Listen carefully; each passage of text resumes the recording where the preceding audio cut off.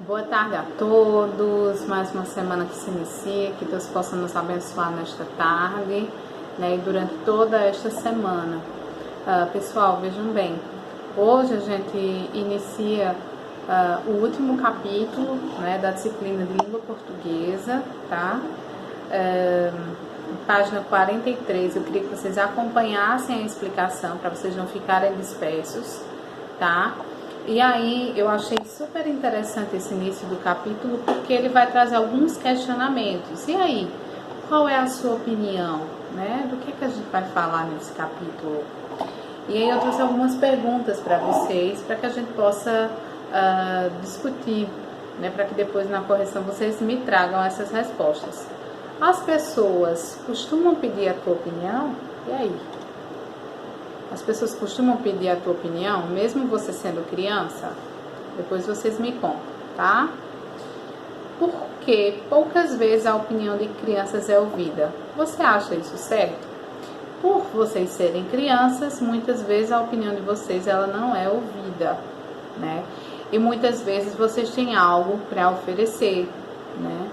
E por que as crianças geralmente elas não são ouvidas, né? Porque a opinião delas não é válida. Vocês acham isso correto? Depois vocês me respondem. O que é necessário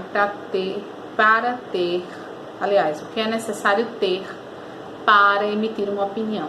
Primeira coisa, eu acho que até já cheguei a conversar com vocês, né? Para que a gente tenha opinião, é necessário que a gente esteja informado. Bem informado, certo? Por isso que existe uma necessidade da gente estudar, da gente ler, né? Da gente buscar informações, da gente ter curiosidade de pesquisar, né? Da gente ler livros, revistas, jornais, buscar coisas na internet, né? Mas não é só isso. Para que a gente possa emitir uma opinião, além da gente ter esse conjunto de informações, a gente precisa ter atitude, tá? Uma atitude crítica, uma atitude reflexiva diante de algum fato, certo? Diante de alguma informação que a gente tenha, tá?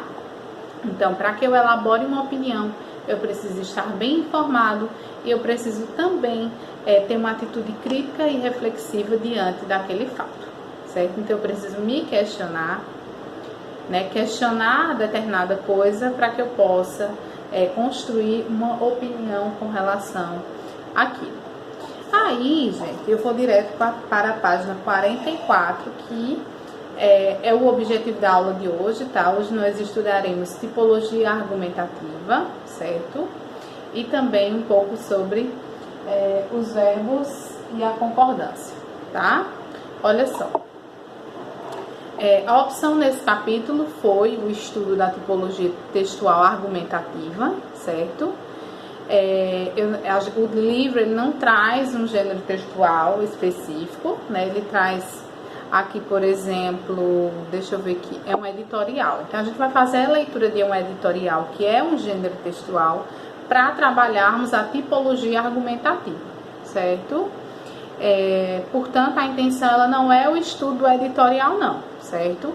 O editorial aqui serve como pano de fundo para o estudo da tipologia argumentativa, certo? A gente precisa encontrar a argumentação presente nesse texto. E eu vou logo dizendo para vocês que é de suma importância que vocês façam a leitura. Se vocês não fizerem a leitura, nada do que eu disser aqui vai servir, certo?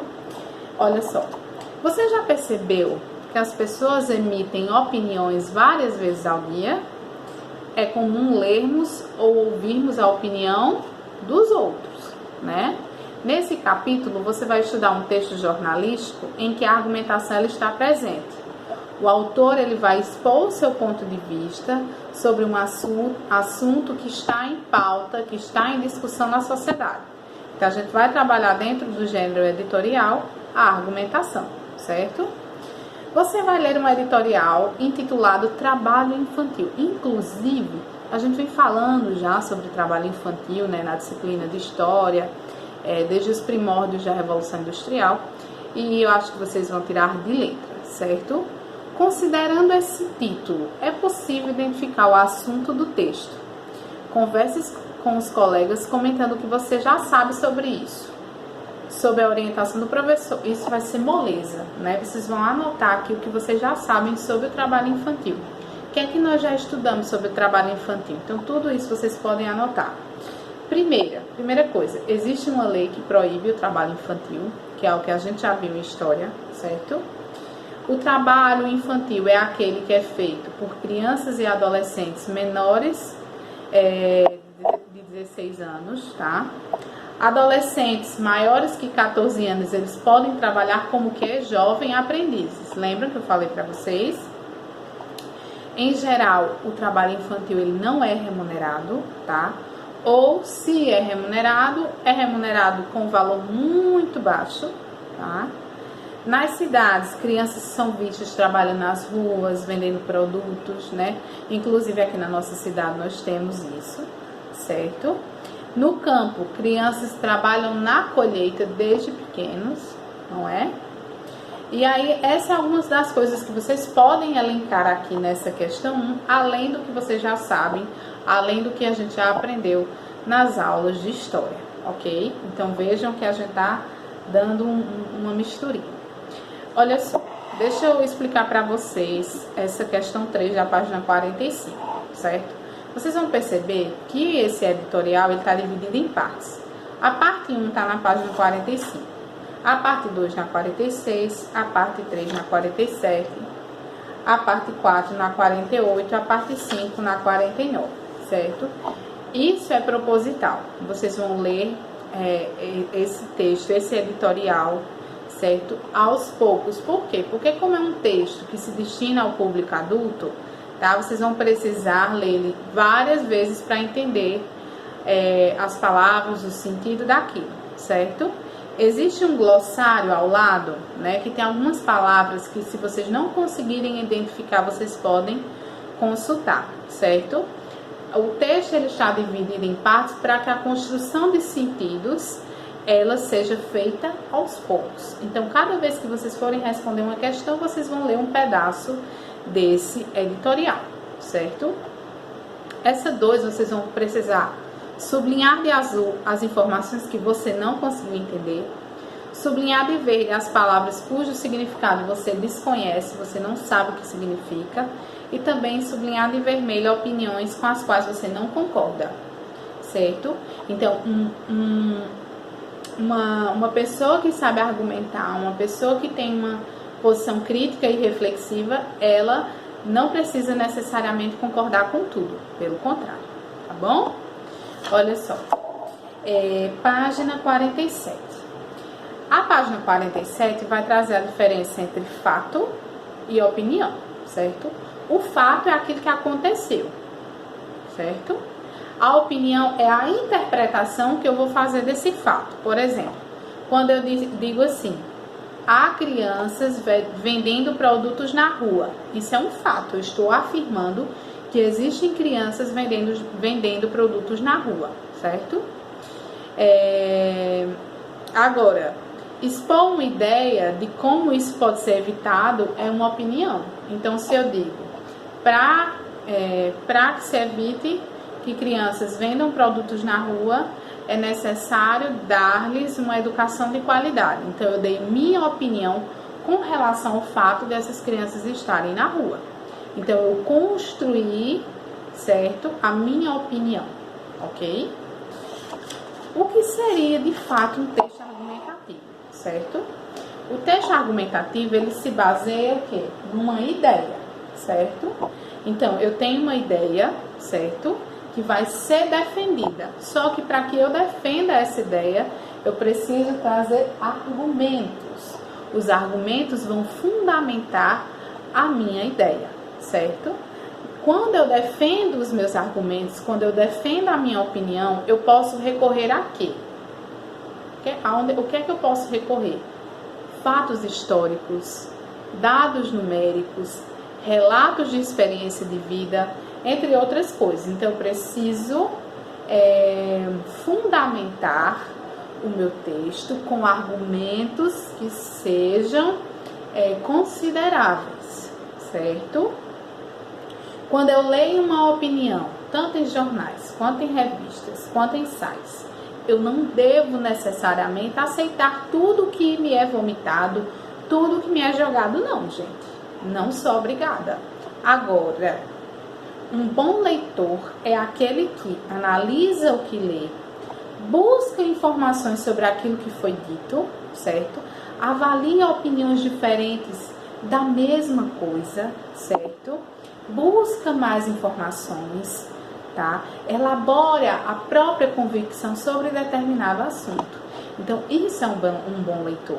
Um bom leitor é aquele que reflete sobre aquilo que está sendo dito, que pesquisa mais de uma fonte. Então, para que vocês sejam um bom leitor, vocês precisam fazer isso, tá? Não aceitar tudo o que lhes é dito, mas sim questionar, tá? Para ter uma opinião, é preciso se informar e compartilhar ideias, tá? Então, para que eu possa formar uma opinião, eu preciso ter uma gama de informações que vão basear aquela minha opinião. Não simplesmente achismos. Ah, porque eu acho isso, porque eu acho aquilo. Não. Eu preciso basear a minha opinião com argumentos. Esses argumentos é que vão conferir qualidade àquilo que eu estou dizendo. Ok, pessoal? Essas são as características de um texto argumentativo. Agora, eu quero que vocês vão lá para a página 53 e eu tenho um tópico chamado concordância verbal. Eu até trouxe os exemplos aqui para o nosso quadro, tá? Concordância verbal. Olha só, a gente sabe que o verbo é aquele que expressa a ação de uma frase, não é? E o agente dessa ação é aquele que pratica ou que sofre a ação do verbo. Aí, como é que eu vou trazer a questão da concordância verbal aqui? O verbo concorda com o agente da ação, certo? Ou seja, aquele que pratica a ação. Se eu digo, os meninos vendem produtos nos semáforos. Repetindo, os meninos vendem produtos nos semáforos. Vendem é o verbo que vem do verbo vender, que está no infinitivo. Lembra? Vender, terminação é R. Só que aqui, ó, já tem uma outra conjugação e percebam que o verbo vender aqui, vendem, está concordando com o agente da ação, que é meninos. Meninos é quem pratica a ação de vender. E esse verbo vender, ele está concordando em número com o verbo vender. Os meninos vendem. Se eu dissesse o menino vendem produtos no semáforo, eu estaria tendo um erro de concordância verbal, porque eu teria o meu agente no singular e o meu verbo no plural. Então, ó, o meu agente está no plural, portanto, o meu verbo também está. Os meninos vendem produtos no semáforo. Agora, se eu quiser trazer essa mesma frase para o singular, eu também posso fazer, né? O menino vende produtos nos semáforos. Vejam, o menino é o agente da ação de vender, certo? Vende está no singular. O menino vende produtos nos semáforos. Cuidado para vocês não fazer a concordância com o predicado, com o resto. Preciso olhar quem é o verbo e quem é o agente, certo? O verbo é a ação e o agente é quem pratica a ação do verbo ou que sofre essa ação, certo? Então é basicamente isto. Pessoal, amanhã nós também teremos aula de língua portuguesa, tá? Fiquem ligadinhos. Um grande beijo e até mais. Tchau, tchau.